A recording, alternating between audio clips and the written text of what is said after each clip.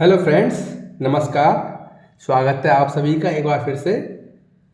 दोस्तों, आपको जैसा पता ही है कि हमने एसएससी सीजीएल 25 के लिए टॉप 100 क्वेश्चन सीरीज चलाई हुई है और उस कड़ी में आज हमारी 24वीं क्लास है, जिसमें मैंने पार्टनरशिप का एक बहुत ही अच्छा क्वेश्चन लिया है और इस क्वेश्चन को मैं आपको जादुई मेथड से सॉल्व कराऊंगा।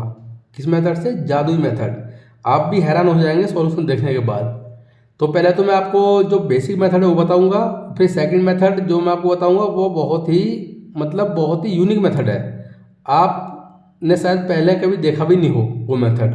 तो चलिए क्वेश्चन को सॉल्व करते हैं, पढ़ते हैं क्वेश्चन को। देखिए क्या बोला गया है इसमें। ए और बी 3,50,000 और 1,40,000 रुपये निवेश करके एक व्यापार आरंभ करते हैं। ए व्यापार की देख रेख के लिए 20% लाभ प्राप्त करता है तथा शेष लाभ को उनकी पूंजी के अनुपात में बांटा जाता है।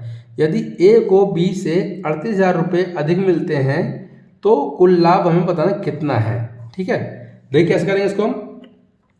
इधर हमने ए मान लिया, ये ए है, ये बी है। यहाँ से रेशियो ले लेंगे हम पूंजी का। भाई 4 जीरो कैंसिल आउट। ठीक है, 7 से काटेंगे, 7 पंजे 35, 7 दूनी 14। तो हम क्या कह सकते हैं, जो पूंजी है उसकी दोनों की, उसका रेशियो आ गया 5:2 आ गया। ठीक है, अब देखिए टोटल प्रॉफिट, क्योंकि जो प्रॉफिट है वो क्या बोला कि 20% जो लाभ है ना व्यापार ए को व्यापार की देख रेख के लिए दिया गया है और शेष को उनकी पूंजी के अनुपात बांट लिया गया।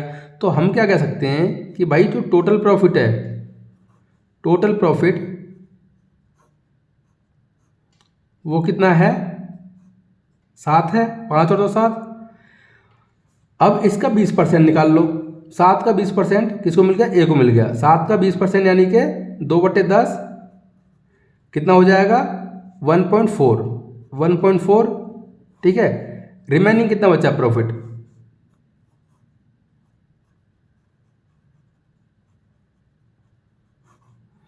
रिमेनिंग बचा अपना कितना? 5.6। अब क्या बोला गया, जो 5.6 है ना उसको इस रेशियो में डिवाइड कर दिया जाता है। ए और बी का जो संपत्ति का जो पूंजी इन्होंने निवेश की उस रेशियो में इसको डिवाइड कर दिया जाता है। तो भाई 5.6 में से ए का कितना हो जाएगा? 5/7। ठीक है, टोटल अपना 7 है। 5 की वैल्यू निकाल दी। 7 से काटेंगे, 7 8 56 यानी 0.8 हो जाएगा। ठीक है, तो यहाँ क्या आ गया? 8 पंजे 40 यानी 4, यानी ए का कितना आ गया? 4 आ गया। जब ए का 4 आ गया 5.6 में से, तो इसको लेस कर देंगे। तो बी को कितना मिला? बी को मिला कितना? 1.6। कितना मिला? 1.6। तो हम क्या बोल सकते हैं, बी को कितना मिला? 1.6।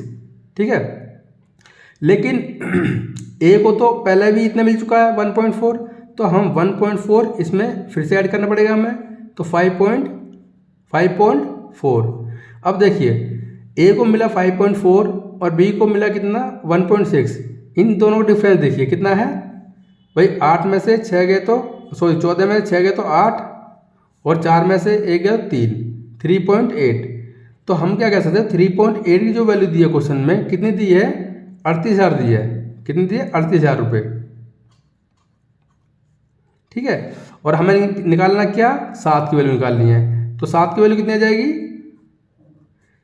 17,000 रुपये।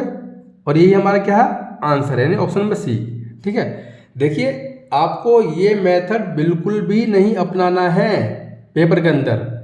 ये हमारा जो पहला मेथड था इसको आपको बिल्कुल भी नहीं अपनाना है, नहीं तो आप बहुत टाइम वेस्ट कर देंगे इसमें। ठीक है, जो मैं आपको बताने वाला हूँ उसको आप बस ध्यान सुनिए, मज़ा ही आ जाएगा कसम से।